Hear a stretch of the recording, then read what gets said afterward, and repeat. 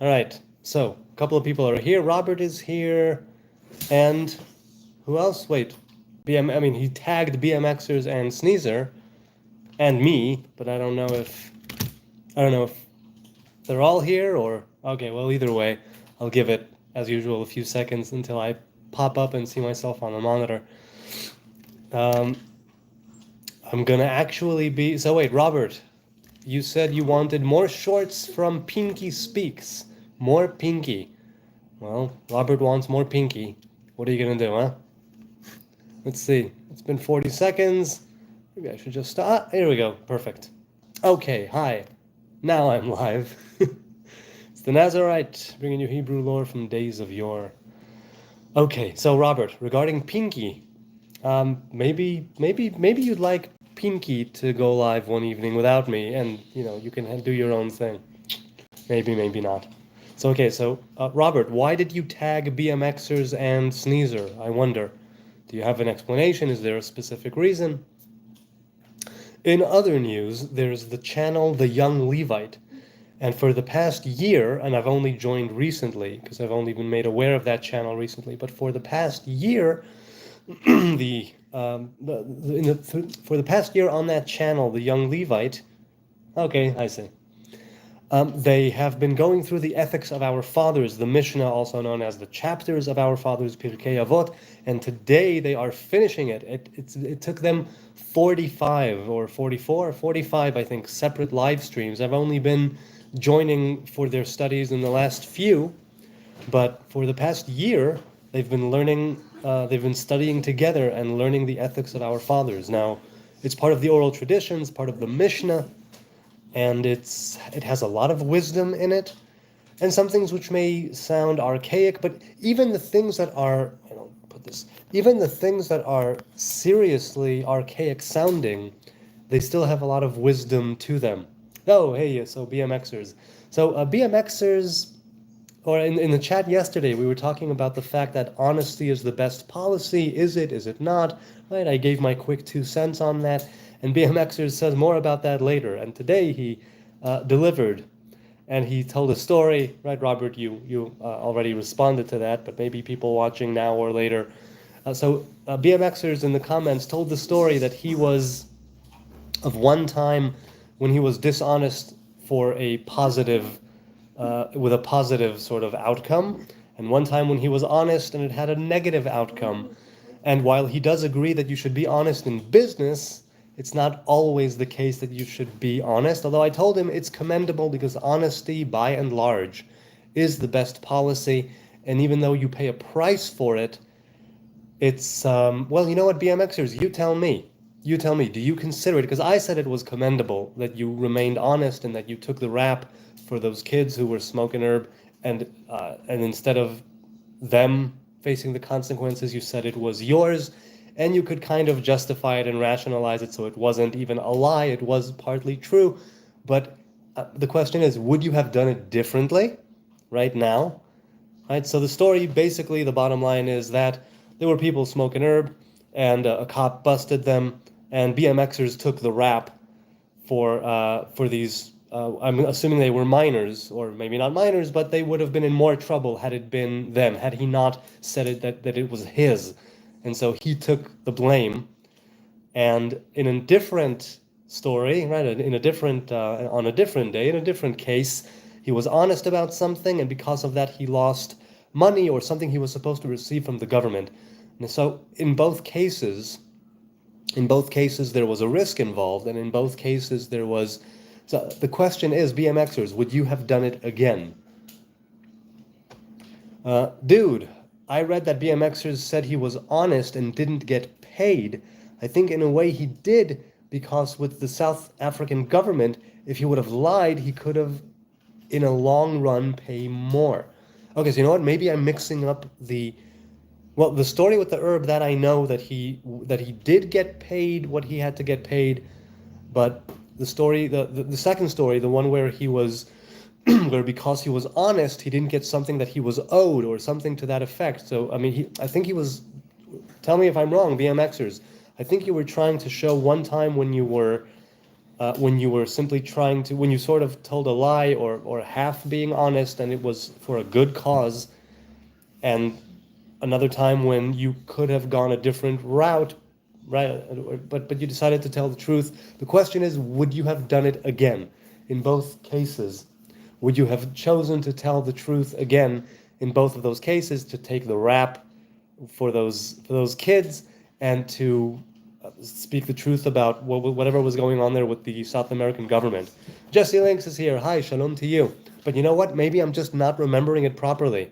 So, Robert, BMXers, if you remember it differently, I'm not going to look up the comment right now, but if you remember it differently, and if I'm just blah, blah, blahing and mixing it up, so do tell me. Luckily enough, you're both here, so you could tell me if I'm wrong. As for, I don't know if you caught this, Robert, in the beginning before before the lag caught up to the actual live stream, but if you want more videos with Pinky, it is possible to do more videos with Pinky. I'm not sure. Can you show us the 72-letter name? Yes, I can. Basically, the 72-letter name exists in the 5 books of Moses. It is 3 verses, right, that appear right before the sea splits. 3 verses that have 72 letters each, 3 consecutive verses. And the way that you make up the name is that you take 1 letter of each verse, and you make up 72 names, each comprised of 3 letters, and that's how you get the 72-letter name of God. It's 72 names, right? I wouldn't have changed a thing, probably not. Okay, you know what? So good. So even after the fact, you understand that there is something right and righteous about what you did, which is why I said it's commendable. And you know what? I'm just going to put, hold on. I'm going to put the, I'm going to put a link. I'm going to put a link to a Chabad. Instead of showing you from the book and getting up and bringing it and starting to look for the page, I'm going to make this. Hang on. Okay, so here is the link. You need to just, right, it's Chabad.org, and then I put a space between that slash, the forward slash, a space before and a space after. What you want to do is copy that link that I just put in the chat, and I wouldn't change a thing. I wouldn't have changed a thing. Okay. They were minors, almost 18, he says. So the link I put in the chat is a link to a Chabad webpage where you can see the 72-letter name of God and a bit of the Chabad interpretation of it. Or I didn't read. I just it's the first thing I Googled. So instead of bringing the book and showing it to you from the book, a webpage is easier. So anybody who's interested in the 72 names of God, right? It's 72 times 3. But it's called the 72-letter name, even though it's not 72 letters. It's actually 212 letters. Resh Yud Vav? Yes, Resh Yud Vav, 216 letters. Right, 70, 70, 70, 222, yes. So let's see. Sorry that I can tell you all about that name. Okay, let's see. Robert Harrison says, the one with the South African police officer jumping over the fence. I about fell out of my truck laughing when I read that, even though it wasn't funny at the time. No, I'll bet it wasn't funny. I'm very thankful that the cops never sort of busted me with anything. I was stopped once or twice and searched, but other than that, I was never. No cop was jumping over any fences to get me for anything. Thank God. Not, and let's keep that evil eye away from me, right? Touch wood, knock on wood, as they say. The origin of that, I think I used to know the origin of touch wood, but I don't remember now. Either way, I don't want to bring the evil eye and have it on me, but it hasn't happened, and hopefully it won't happen. I was talking to friends of mine from work just recently, and it's basically when you see cops around, it's like, okay, I'm glad you're there, stay away from me, I think the shorts with you talking with Pinky in them are fire good. There's more than one? I don't remember, Robert. Even the internet says you got high ratings on them. That Levi dog is something else. No, you are right, he says. Oh, okay. So, Robert, I don't remember. I don't remember more than one, or at least recently. But yeah, the one where it was just Pinky, it got close to 2,000 views. It's amazing. Dogs and cats and the internet. It's a love story. Truly a match made in heaven.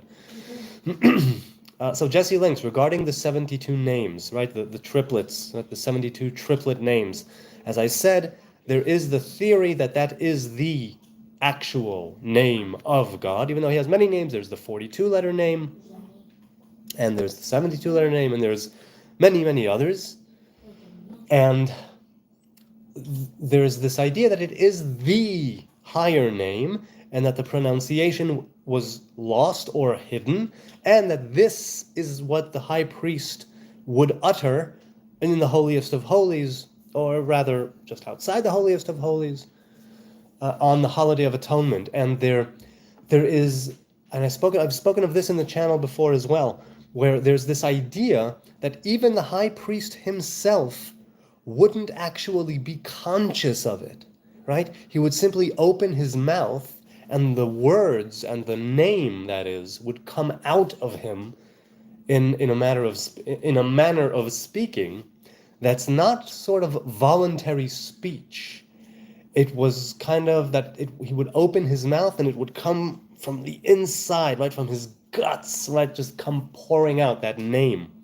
And that's an interesting way to look at it. It's an interesting way to think about it, for sure.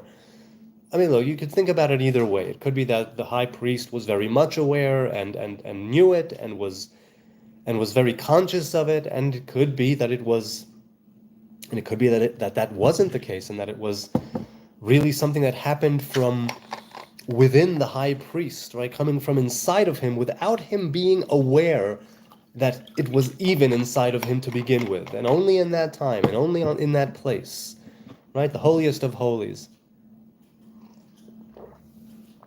The holiday of atonement, or well, the temple anyway. If not the holiest of holies, then it would be the temple.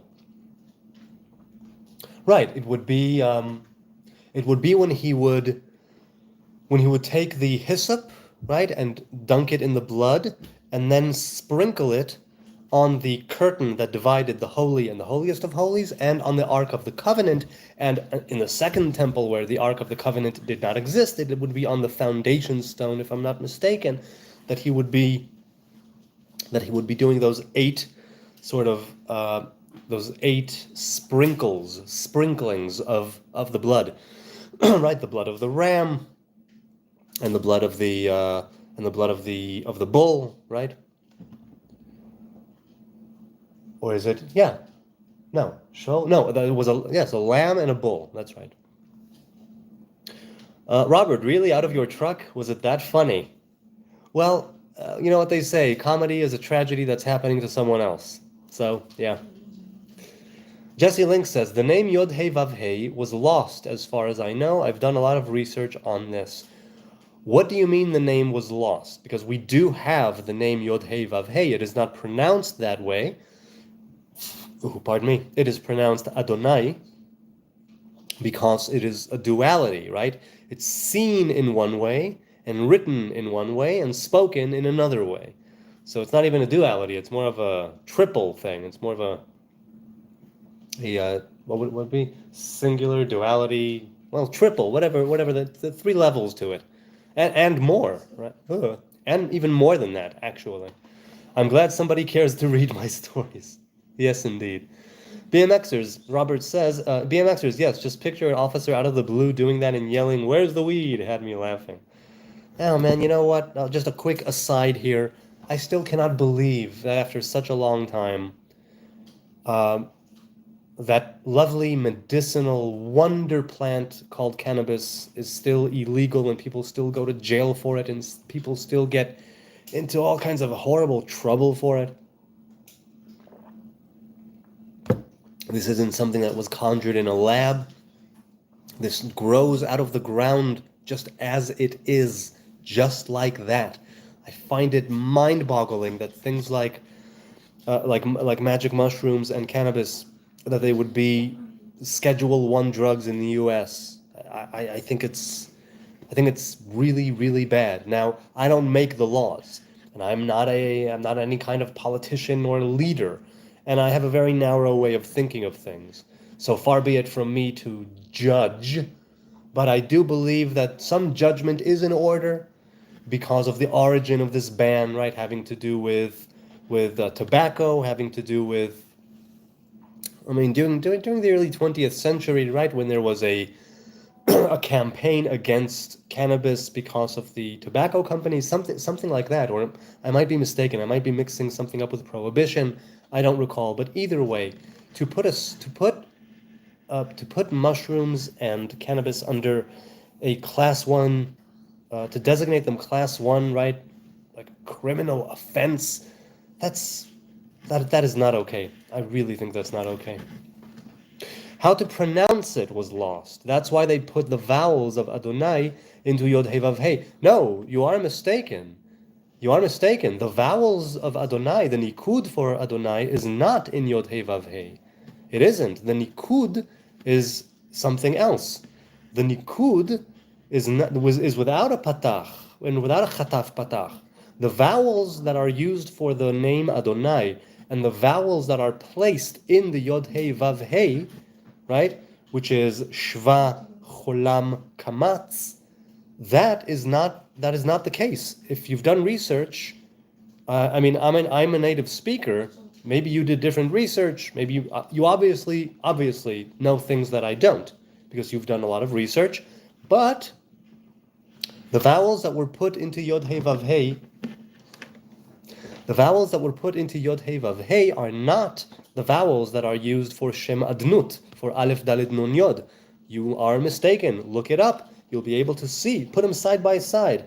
The name Adonai as it's spelled and the name Yod He Vav He as it's written, and you'll be able to see that it's not the same vowels.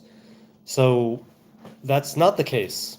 And if you study, for instance, the divine revelations that come in through the vowels, at least according to certain Kabbalists, you'll be able to see that the reason that they are there in that order, right, it has to do with what the name is, what it represents, and how it comes into the world, and the duality of reading it, seeing it one way, and speaking it another. Because, right, sight and speech are also, there's a lot there. There's a lot there. So, no, it isn't, that's not the way, anyway, I'm a long-winded response here, but the vowels are different. Though I can see why some would say that it's similar, but it's very different. I was feeling a little bad, says Robert, about my current work situation. Then I read Bereshit, Genesis 31, about how Lavan treated Yaakov, helped me out. That is really lovely. So do share. How did it help you out? Because eventually, right, like I told you, he worked with Lavan and all, and eventually when it was time to go off on him, he did. So maybe this is what needs to happen. Maybe right now you need to go with it, because you never know. You don't want to burn bridges. Well, we spoke of it yesterday. I don't need to repeat myself. But I would love it if you have the ability to share how the Lavan Yaakov relationship related to you, how you related to it today, and how you plan on going in the future, right, with that scripture in mind. I wonder how it's going to help you, if it's going to help you. Okay, speaking of which, says BMXers, have gone to see the first three letters of Yod He Vav He appearing on the wall or west or eastern gate in Jerusalem. It's quite something, since it's natural bushes growing on it. Well, natural bushes grow all over the old city and from within the different walls.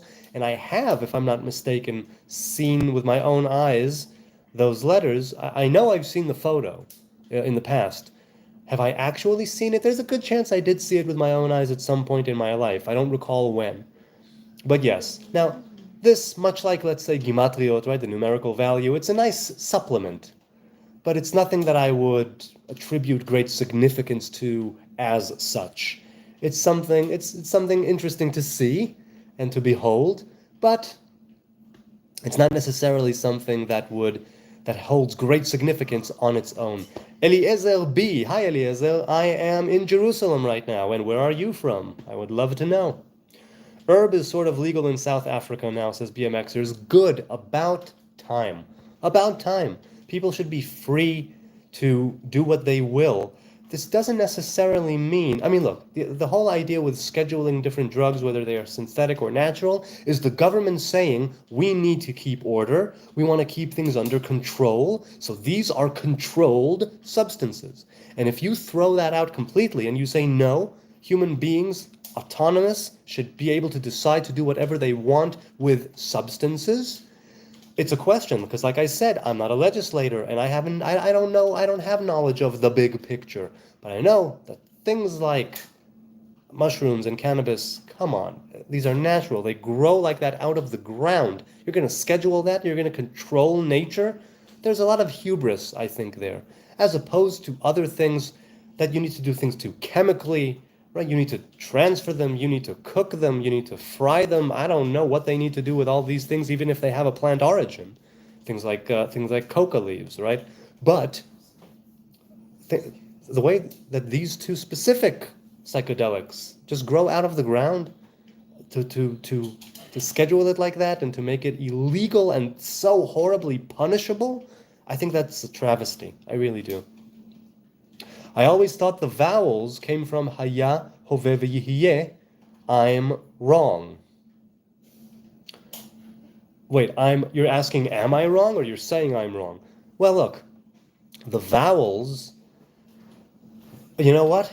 I don't recall offhand the hierarchy of the nikud, of the vowels in the tree of life. And I wouldn't want to misspeak, right? Say the wrong thing and lead you people down a wrong path. So I'll be quiet about the specific vowels for now. I'll just say that in the gate of nikudot, in the gate of vowels, in the Ramak, Pardes Rimonim, in the Pardes, when he speaks of it, he goes very, very, very deep into each and every vowel, into each, because there are two, right? There's patach and kamatz, there's a chirik with a yud and without a yud, there's a cholam maleh, cholam chaser, there are what's called masters and servants with the vowels. There's a hierarchy there. So I don't want to say the wrong thing. Robert says, just seeing how Yaakov was being treated, Yaakov took all the losses, being hot in the summer, cold in Laban's field, having his wages changed 10 times without his consent, and then Laban saying, okay, and he'll continue. So, yes, that was eventually, right? For all those years, right? Something like 20 years, he says, right? Ze 20 shana. For these 20 years, right? You've done this and you've done that, and you changed my wages. And now, only after 20 years, does Yaakov open up his mouth and say something. And that's after the old Rachel and Leah switch. Yeah, the old switcheroo. Sorry, I meant to ask BMXers. I meant to ask, have you gone to see it? Well, yes. I'm pretty sure that I have seen it. I didn't go specifically to see it, but I'm pretty sure I did see it at some point. Though I can't make the promise, so I don't know. Jesse Link says, as long as you're not hurting people, I don't see a problem with it. Well, that's exactly the point. I think the government wanted to take that parental role and say, no, we know what's best for the common civilian, the common citizen, the common folk, and we know that they will be hurting each other, and so we will take those away. You cannot play with these toys. And I think that's wrong. Your wives, your kids, your cattle is all mine, says Lavan. And then God saying, I see you are being treated, I take comfort in that. God knowing what you go through is comfort. Then Yaakov goes off. Pardon me. Right, so Yaakov and Lavan eventually make a pact. They erect a kind of wall of stones called Yegar Sahaduta, Galaed, it's called in Hebrew. And they say, we can trade and we can have a relationship, but you don't come over here and attack me, and I don't come over here and attack you, and we keep to ourselves in that way. So there was eventually peace of sorts, which is, I think it's important to note that that's how that particular story ended, right? With the wall being erected, but there was still a relative peace. So there was a border, but it was a peaceful border, right? Ariel says, hi Ariel, one conspiracy about why this so-named herb was banned was because of all of the unprofitable benefits of hemp. Can be used to make so many things that currently cost a fortune for bubkis, boat parts, for example. Yes, hemp, right? Forget the THC, forget the psychedelic effects. The cannabis as a plant, it's like a million uses. It has so many uses in so many industries and so many different facets of everyday life, spiritual and physical. It's a real wonder plant. And it was used in ritual worship as well. And some say it was one of the 11 herbs that made up the incense in the tabernacle, right, in the temple.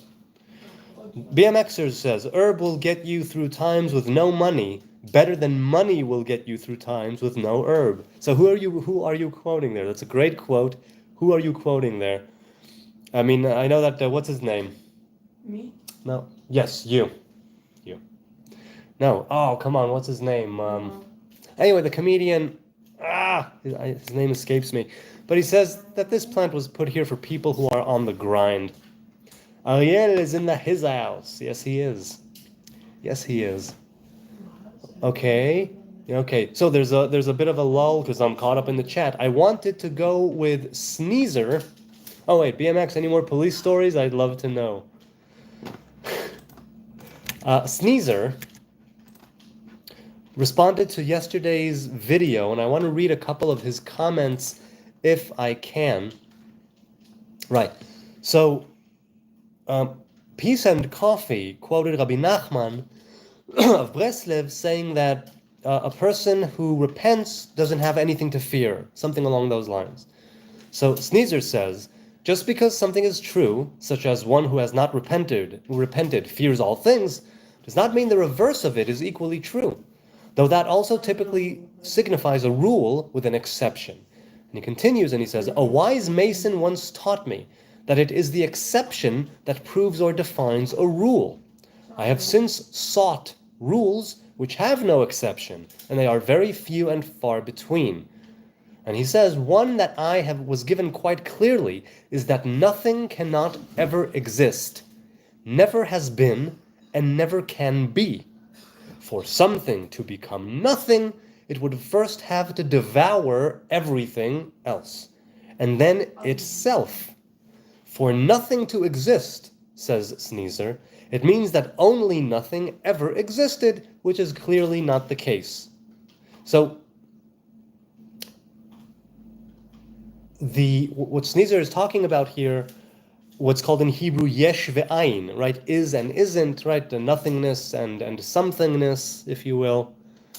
There's the idea that the only thing that truly came out of nothing, so to speak, is creation.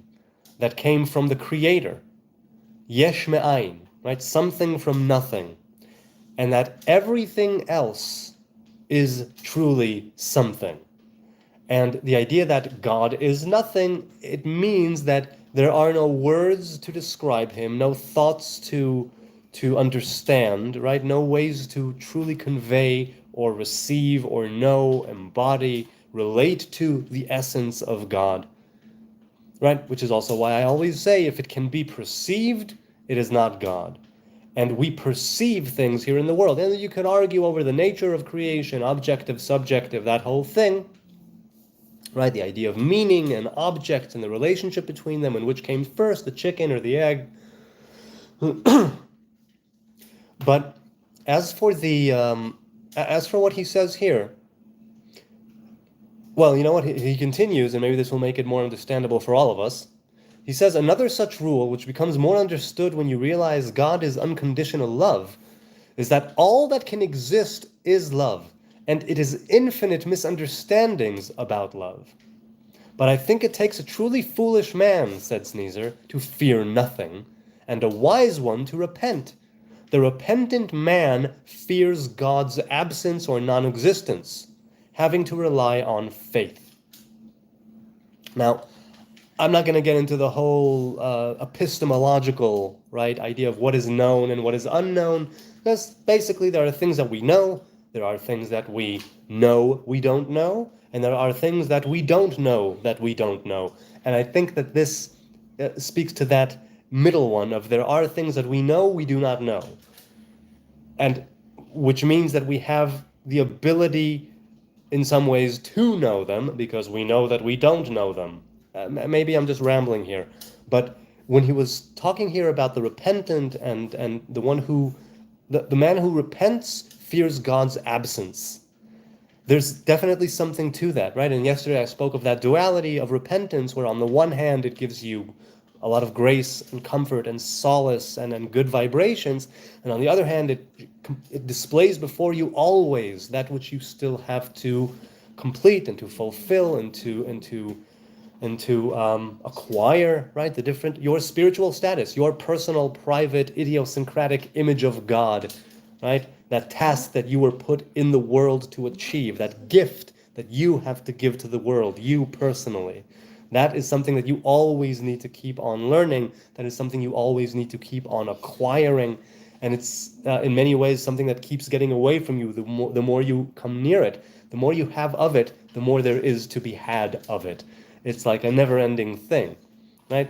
And you go to your grave still not having fulfilled everything, still not having experienced everything, right? King Solomon in Ecclesiastes, right? He says that an ear cannot be full from hearing, and an eye cannot be full from seeing. There's always more to see, there's always more to hear, there's always more to do. And it's a question of being in repentance, knowing what to fear, right? And the fear of God is the beginning of wisdom. Reshit chokhmah yirat Adonai. When you're able to fear God, or fear God's absence within you or non-existence within you, that's when you know that you are in that you can repent. That's when you know that you are repenting, because the fears that you have are not necessarily material things, although to fear material things is very human, right? But to fear the absence of God, there are two types of fear in the Hebrew faith, majorly, two types of fear. One is fear of punishment, and one is fear of greatness. So fear of punishment is, I'm afraid that I will sin and be punished for it, and so I fear the punishment, and so I stay on the straight and narrow. The other fear is a higher fear, which is the fear of greatness, which is the type of fear that is mixed with admiration and the desire to be good because of, let's say, God being a kind of father figure, and you look up to your father and you want to do what's right in your father's eyes, and you seek their acceptance and you seek their approval. And so that's a higher fear. It's not that you fear punishment, it's that you want to be a good boy for all intents and purposes. And that fear of God's absence is not necessarily, it doesn't necessarily come from sin or transgression. It's, I hope I don't act in a way that will cause the divine revelation to lessen, that divine light to be dimmed. I hope I don't put too many filters and too many casings. I hope I don't envelop myself in things that are not worthy and dim the light that is trying always to come inside, to come right into my life, into my being, and for me to let it out, right, to be channeling God's revelation.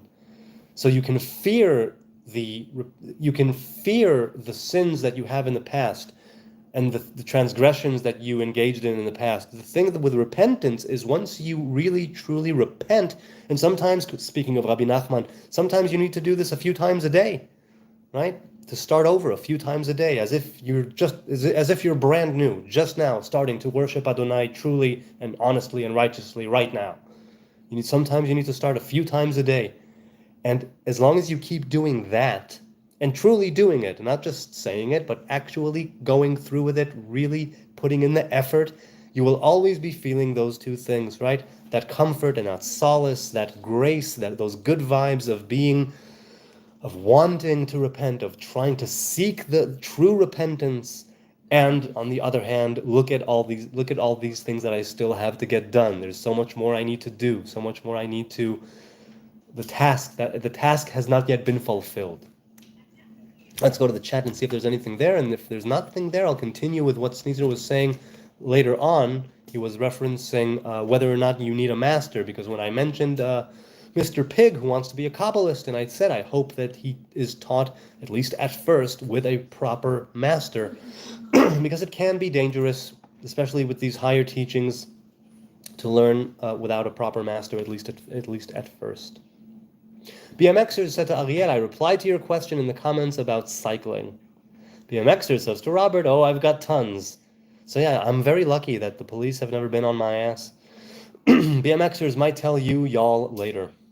Ariel said they are making 3D printing filament out of it now, and it is probably the best natural composite fiber for a number of reasons. So many uses. Cannabis has so many uses. Now, just to be clear, it's not physically addictive, but it can be psychologically addictive. And maybe for some people it might actually also be physically addictive, though I'm not sure about that. The human being has certain receptors that have to do with cannabinoids, right? What is it called? The endocannabinoid system. In some parts of this plant and some parts of other things, which I don't recall if it's just the THC, maybe other things, maybe it's either way. In some part in our body, we have these receptors that are made for this type of interaction with cannabinoids. Now, cannabis has obviously the tetrahydrocannabinoid, THC, the active, psychoactive ingredient, but other plants and other materials, right, things that we consume, I think also interact with that system. So it's not that it's specific to cannabis, but certainly humankind has always and ever had a very special relationship with this plant and with other plants as well, right? We know ayahuasca. Jesse asks, do you ever visit the Temple Mount? No, I've never visited the Temple Mount. I don't like visiting the Western Wall. I don't like seeing the Temple Mount with the Omar Mosque and the Al-Aqsa Mosque on it and next to it. It's not that I have a problem with places of worship per se. It's that right now, yes, I live in Jerusalem. Yes, we have a state of Israel. Yes, we have a sovereign, Jewish majority. And it's lovely and it's wonderful despite all of its faults. And there are plenty. I love it that I'm here in Israel. And I love it that we are a sovereign state, despite all of our faults. But to go to the Western Wall, to go to the Temple Mount, well, I've been to the Western Wall many, many, many, many, many times, but in the past, 10, 15 years, I haven't gone that much at all, because it just makes me sad to see what it has become. It's a place where sometimes people forget that it's just the outer wall of the temple, and it's certain people have a very odd relationship with that wall, and it pains me to see the temple in its ruins. And that's what it is. Yes, there's a mosque there, and yes, the Wailing Wall, the Western Wall is there, and thank God for that. And Jerusalem has been unified since 1967, and thank God for that. I do. And yet, I go and I see what's there, and I'm constantly remembered of what is not there, and the reasons why it is not there. And that kind of makes me sad, and I wouldn't want to go there to the heart of the old city of Jerusalem and feel sad. There's enough sadness going on. I feel that it's a double-edged sword. It's a twofold thing, because on the one hand, it is a very sacred place. It is a very holy place. Truly it is. There's something about the old city, man. There's something about the Western Wall. There's something about the Temple Mount that is so sacred, and the energy there, the vibrations there are intense. They are. On the other hand, it can make me sad to go there and see what's going on there, and know that even though we have control, we did give the keys over to the Waqf, right, to the Jordanian Waqf. And it's difficult. It's difficult to go and visit the Temple Mount. It's difficult to go visit the Western Wall. It is. And you know what? Maybe I'm just being a crybaby about it. It's simply how I feel. I get emotional about it because it's very difficult to see. I was quoting a surfer stoner in the movie Surfer Dude. I don't know that movie, not that I'm such a connoisseur, but I don't know the movie Surfer Dude. BMXer continues and says, I would eat it if offered to me, but I can't smoke anymore. Well, good for you. Don't smoke it. Smoking is not good for you. You know, any type of smoke isn't really good for you. Pretty much. Incidentally, there is the idea of the Hasidic rabbis and sages who would smoke a pipe, and they would use the smoke coming out of themselves, right, of their being, because smoke in Hebrew is ashan, ayin shin nun, which is an acronym for Olam Shana Nefesh, meaning the world, meaning the space, time, and spirit, if you will. And it works on different levels, that word. And they say, Salah, hi there. Good to see you. I'll answer your question in just a moment. So there is some merit to some smokage, but no, it's generally not a good thing to smoke. If you take a puff every now and then, nothing wrong with that. But people who smoke cigarettes, tobacco, people who smoke herb continuously, and I've been there. No, it's not. It's not good for you. Not good for you. If you edibles, I haven't. Have I tried edibles? I don't know if I've tried edibles. Maybe I have. I don't think I have. I don't think I have. Robert says, I know an Amish guy on YouTube called Titus Morris who walks around barefoot wherever he goes. I don't believe in everything he says, but he's an interesting character. I was reading today in the 2nd chapter of Malachi about God being angry with the Kohanim. They weren't bringing the best sacrifices, pure and perfect, but second-hand sacrifices. And God said he would, and then you were cut off. And God said he would what? So, what do I think about Islam? I've mentioned this many times before. Growing up here in the Middle East, in Jerusalem, in Israel, my relationship with Islam has always been warped and troubled by war, bloodshed, and terrorism. So I'm not going to answer the question because I don't know Islam. All I know is the horrors of Islam. So I can't speak of it because all I know is what I've experienced of it, which is pretty much all bad. 99.9% of Islam that I've experienced has been bad because it's been practiced by my enemies who want to throw me into the sea. So that's what I have to say about that. I don't, that's just because of the nature of the beast, right? That's simply where I grew up. And I am aware that there are different facets of Islam, and I suppose I can understand where they're coming from with submission to God, and I've mentioned this before, speaking of Islam, but generally I refrain from speaking about Islam because my views of Islam have been tainted with war and malevolence and horror. So, yeah. Right, HN, I believe God can hear your prayers everywhere, not just a wall built by Rome. Well, it was Herod. Wasn't it Herod? No, it was... I'm confusing the Western Wall with the walls of Jerusalem. The walls of Jerusalem was the Sultan Suleiman, about, 800 years ago, right, if I'm not mistaken? But the Greater Wall outside was built by Herod, and maybe, I think, Agrippas, the second Herod, right? Agrippas the first. I think he may have also contributed. But yeah, those two kings were the last kings, if I'm not mistaken, of Judah, right? It was Herod and Agrippas, Horus and Agrippas. And then Rome destroyed the temple.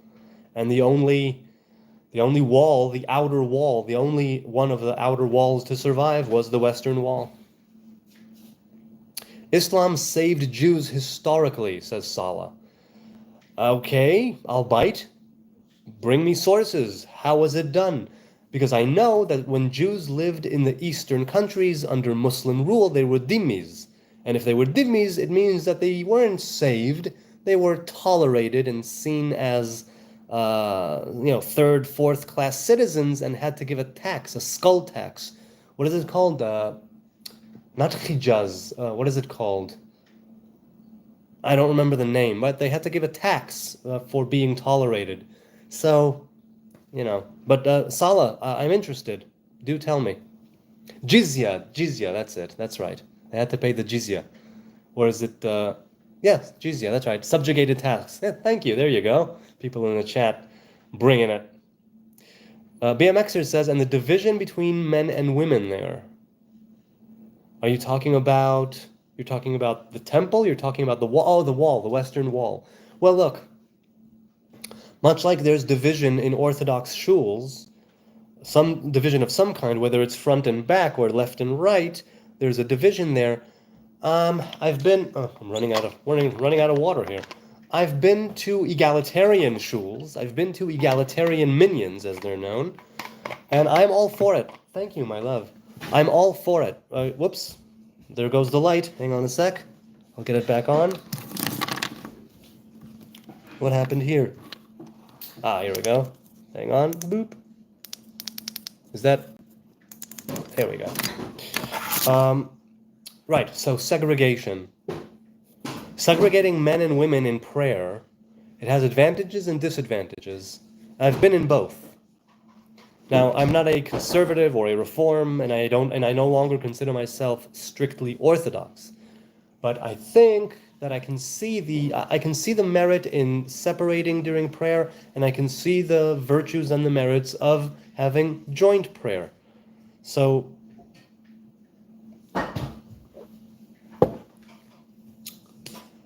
I think that even if I had, thank you so much, be blessed. I think that if I had the choice, I would still want to separate men and women in prayer, but not front and back, always left and right. And I think I'd be more into letting women take a larger role in the services, right? Whether it's praying and leading the service, whether it's reading from the Torah, whether it's being called up to the Torah to read. So I would be more into that. And I know of different Orthodox shuls, Orthodox synagogues that have that do have that, where there is a separation, but both sexes, genders, whatever you want to say, right? Both sexes do have an active role in the service. And this barely existed. Back when I was a lad, a wee lad, at least in the Orthodox shuls that I went to. Yes, that's right, the jizya. If they paid the jizya, that is correct. They would be tolerated if they paid the jizya. Nachon. Holger Ritter. Is it Ritter or Reiter? Either way, hello, Holger. Holger is an interesting name. What does it mean? Can you speak of it? Is it just a random username, or is it an actual name? Please let me know. I'd love to know what the origin of the name is and what its meaning is. Daniel is cool. You're crown prince. Yes, he is. Yes, he is. Robert says, in the Torah, when it is written that Yaakov wrestled a man, what's your interpretation on that? Well, my interpretation is that it was a divine messenger coming in, let's say, human form. It wasn't God incarnate, it was a messenger from God that was sent to wrestle with Jacob and to signify that, because look, if it was simply about the name changing, well, that happens later on in that very same Torah portion, right? First, the man asks him his name, right, and changes it. And then, right, and he tells him why. And later on, God sort of affirms the change and tells him that his name will be changed to Israel. Okay. Yeah, sure. Bong, James Bong, speaking of cannabis, huh? Shalom, God bless, from West Kentucky, y'all. Baruch Hashem. Hello, Mr. Bong. Mr. Bong. James Bong. James Bong. Yes, but he says bong. B-O-N-G. Right, so my interpretation is that it was a divine messenger and that it had a purpose, right? Because even if that messenger would not have come, right, the name change would still occur. The name change would still occur. But that idea of Yaakov wrestling with the messenger, with the man, until the sun came up, right, until the sunrise, it has to do with, right, fighting that righteous fight, fighting that good fight that lasts all night and making it through the darkness and prevailing. And because of that wrestling through the night, going through that fundamental shift that is signified by the change of a name or the addition of a name, depends on how you see it. Yaakov and Yisrael are two facets of a kind of Yaakov and Yisrael are two facets of the same divine revelation. One is higher than the other to some degree. So yeah, Yisrael means wrestles with God. The messenger tells him, because that you wrestled with God and man and you prevailed. Ki sarita im anashim ve'im Elohim v'tuchal. Right? So you have been able to wrestle and to contend. So Yisrael or Yasharel means it can also mean straightness, right? Yashar means straight. Yisrael. Hosea 12:9 or something says it was an angel, right? A messenger. That's right. It says malach, if I'm not mistaken. Let me just look there quickly. Hosea Yud Bet, Pasuk Tet. Wait, Hosea. We're talking about Hosea 12:9. I don't see it. Maybe I'm looking in the wrong place. No, I don't see I don't see the wrong place. No, I don't. Maybe it doesn't say angel. BMXers, do you have a different version of Hosea that I don't? Maybe. But yes, basically Yisrael means wrestles with God. Yes, that's what Yisrael means basically. But there are different ways of it can be a kind of anagram as well for different things. But yes, Yaakov received that name after having contended, wrestled, struggled with this divine messenger, and that's why his name was changed later on, and it was a great blessing. BMXer says, rested with a mighty one in Elohim, not with the Almighty. Yes, a mighty one. Right, exactly. Vaye'avek ish imo ad alot hashachar. Right, a man wrestled with him, fought with him, until... Now, also, let's not forget the context. The context, Yaakov, okay? Yaakov was already past the river. He went back. And there are different external teachings on why it is that after he crossed, he went back, right? If we recall, right, he was basically about to meet his brother, and, wait, hang on a second.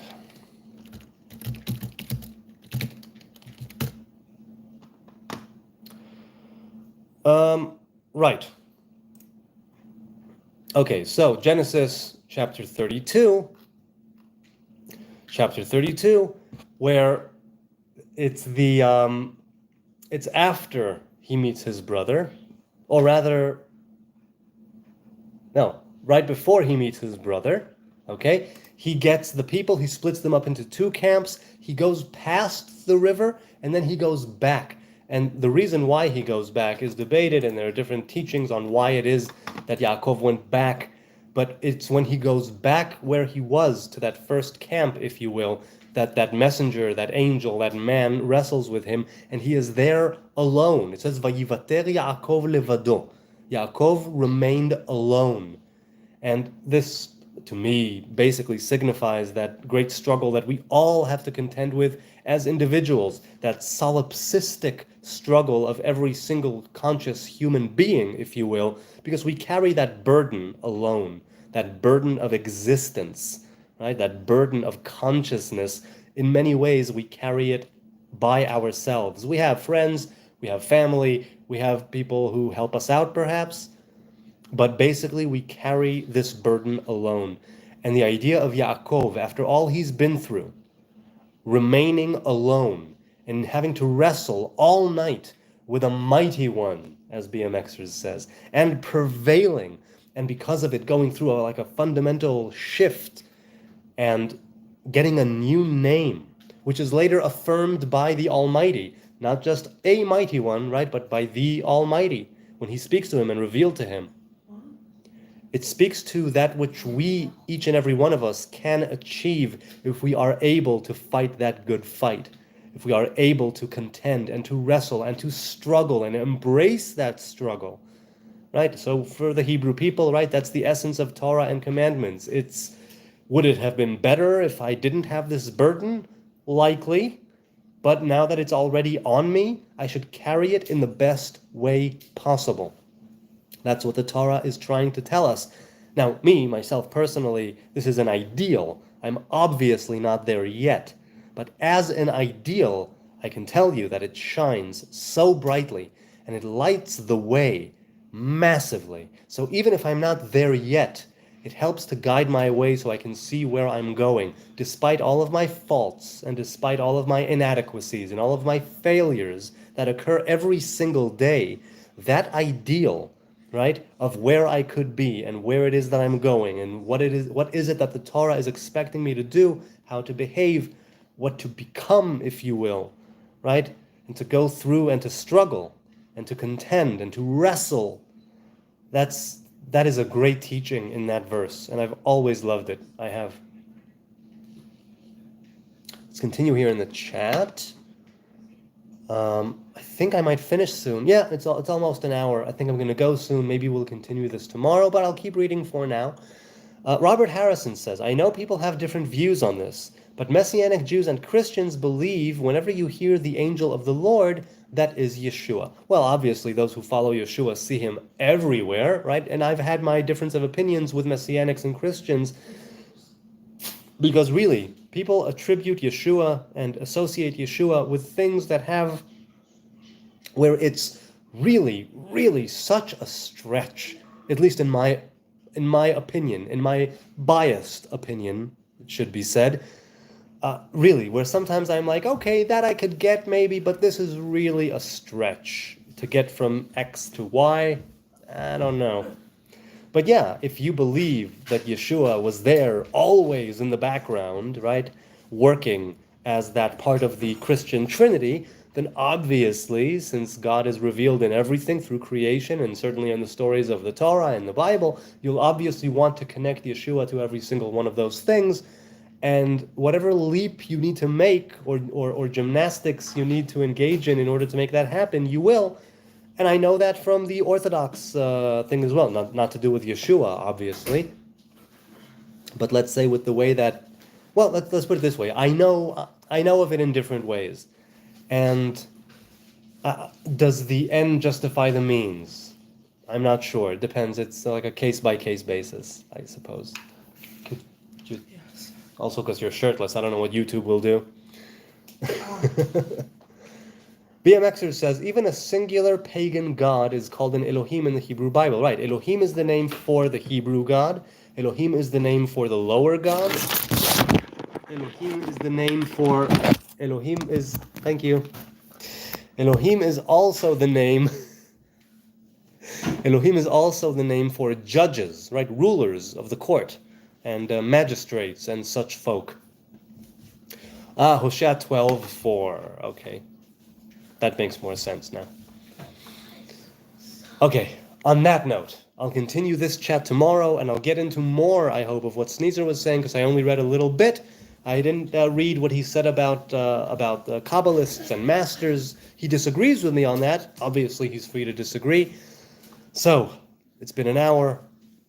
I'll say thank you to each and every one of you for engaging here with me, for being here with me. You could be doing so many other things right now, but you're here with me now, whether you're watching it live or watching it later. I deeply appreciate your time and your kind attention. It's so lovely. I'm so honored, so privileged, so, it fills me up in a very big way to be able to sit down and go live and engage with you good people. So I thank you from the bottom of my heart. It's so much fun. Laila Tov, good night from Jerusalem. God willing, I'll see you tomorrow, 10 p.m. Israel time, for Tuesday's twisted terminology. Blah.